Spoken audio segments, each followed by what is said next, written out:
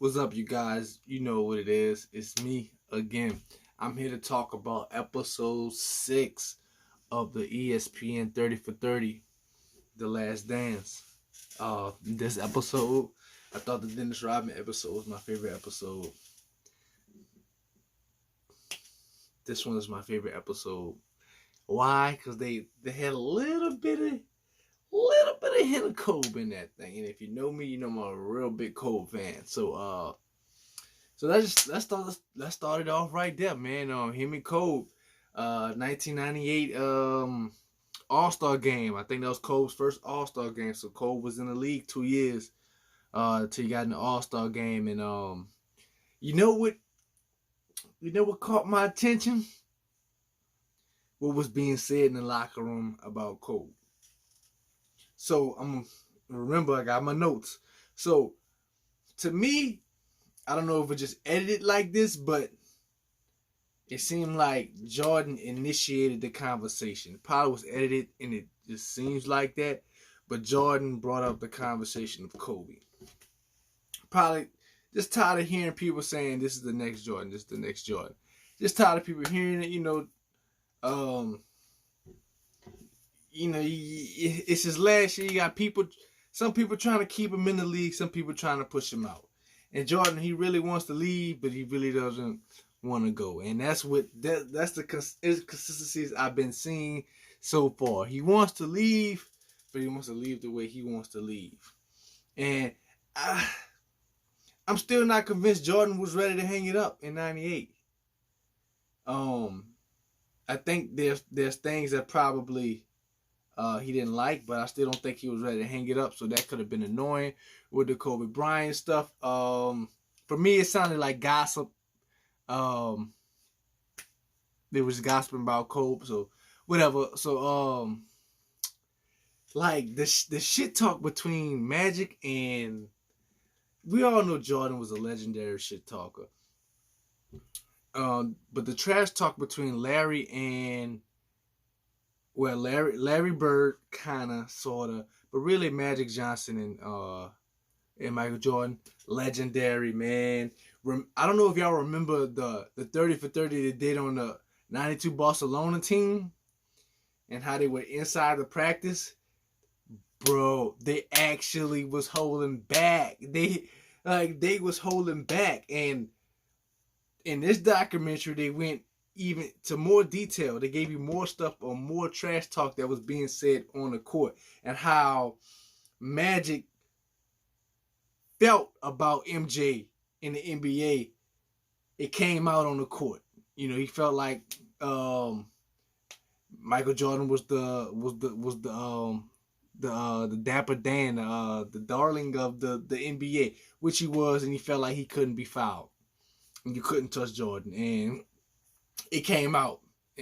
And, it was like that, but you literally couldn't touch Jordan because he was just that good, and the refs kind of gave him leeway too. But that's just how it is, for the top dog of the NBA. Mike was teaching Kobe. They got into that and what Kobe learned from Mike and things like that. And it wasn't really surprising that Kobe reached out. Mike opened his arms right away and accepted Kobe and was like, man, just hit me up if you need me. You know what I'm saying? Hit me up if you need me. The shit talk between Gary Payton and Michael Jordan at the '98 All-Star game, priceless. Kudos to Gary Payton. Like, Mike's a legendary trash talker, but Gary Payton is too, and Gary Payton is very witty. Mike walked up to Gary Payton at the end of the All-Star game. He was like, I think congratulations or something like that. Hope to see you. Can't wait to see you in the playoff. Can't wait to see you in the finals, possibly. And Gary Payton automatically was like, "Oh man, y'all gonna make it too." And Mike was like, "Nigga, I know we gonna make it." You know what I'm saying? So Gary Payton with the clap back ASAP. That's what makes you a great trash talker, timing. So kudos to Gary Payton, man, for that one. So that was legendary trash talk. They also touched on the relationship. Hold on. Of Nike and Jordan. So there was this rumor around the internet that Prince is the reason why Michael Jordan, Prince, the artist formerly known as, the symbol, was the reason why Nike signed Jordan, or Jordan signed with Nike, which could be furthest from the truth according to this documentary. So yeah, I don't get that. That's just one of them memes that you see on Facebook and on the internet and things like that. So Nike. So turns out Jordan didn't like Nike. Not gonna tell y'all who he liked. He had a beef with Reebok during the '92 Olympics.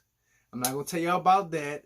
But just know Jordan. If Jordan with you, he with you. That's all I'm gonna say about that. So the Nike thing brought on the whole shoes, and his first shoes is the ones that was mentioned.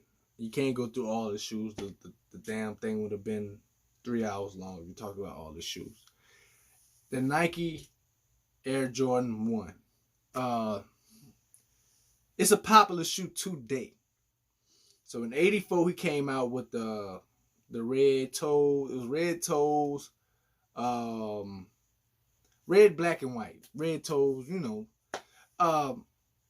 He played that first game in Madison Square Garden. He had those shoes on, so he wanted to in his last game, where he wanted to play his last game in Madison Square Garden with those shoes on too.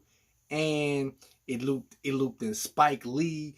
Spike Lee with Mars and how he embraced Jordan in his creativity. Turns out Spike brought his creativity to the table and helped Nike create these commercials for Michael Jordan, which I didn't really know. I didn't know. I just thought Spike Lee was the one of the stars in the commercials, but no, Spike Lee brought his creativity to the team, which makes sense. So shout out to Spike Lee for that, man. And it just was like, it's like, man, some things in life just come full circle, and that was one of them.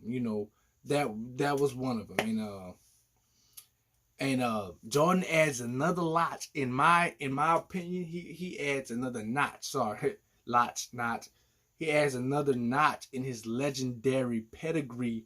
He's added another notch on his belt, man. The dude played his last game in Madison Square Garden as a Chicago Bulls, until his feet bled because he didn't want to take off the shoes because of the moment, and still killed him. I don't know, bro. Like the flu game, this is like right here. You know what I'm saying?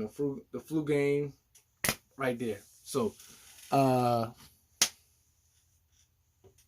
and B.J. Armstrong actually broke down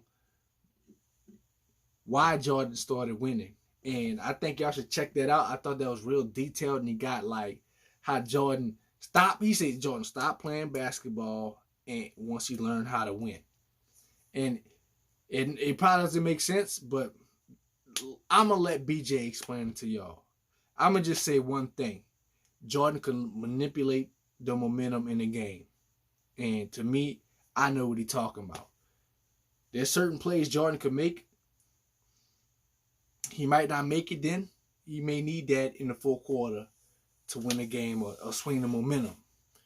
So he may see something that he may not want to exploit yet. So, he's like, I'm going to hold that to the fourth or whatever. So, Clyde Drexler was mentioned.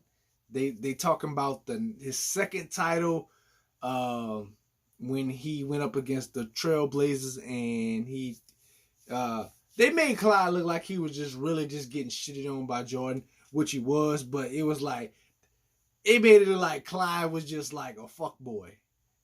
Like Clyde wasn't coming back or nothing like that. So I got to do research on that finals, but I know Clyde didn't go out like that. Yeah, you lost the finals, but come on, Clyde. I know you just ain't I know you gave Jordan some buckets. You know what I'm saying? We know you're not better than Jordan, but you had to give him some buckets. I failed to believe that the way it looked. So, Jerry Krause, he annoying.